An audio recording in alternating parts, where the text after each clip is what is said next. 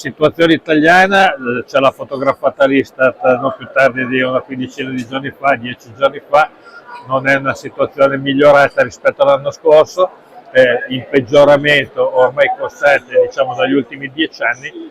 Il 9,8% della popolazione in Italia, pari a 5.752.000 persone, sono sotto la soglia della povertà assoluta. Tante di queste persone con reddito evidentemente insufficiente. Il Banco Alimentare ha visto crescere le richieste dalla parte delle strutture caritative, che a loro volta hanno maggiori richieste da parte di singole persone in difficoltà. Si fa il possibile, ma purtroppo in questa contingenza così difficile si è aggiunta una difficoltà di tipo amministrativo, burocratico, che hanno rallentato in questi mesi le consegne da parte derivanti dai fondi nazionali e dai fondi europei, quindi minor cibo da poter distribuire.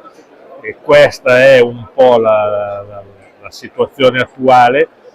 Per noi è importante continuare a fare al meglio il nostro lavoro, che è quello del recupero delle eccedenze e dell'invito alla donazione di alimenti, soprattutto per l'uso di delle persone da parte delle aziende, che non venga destinato ad altri usi.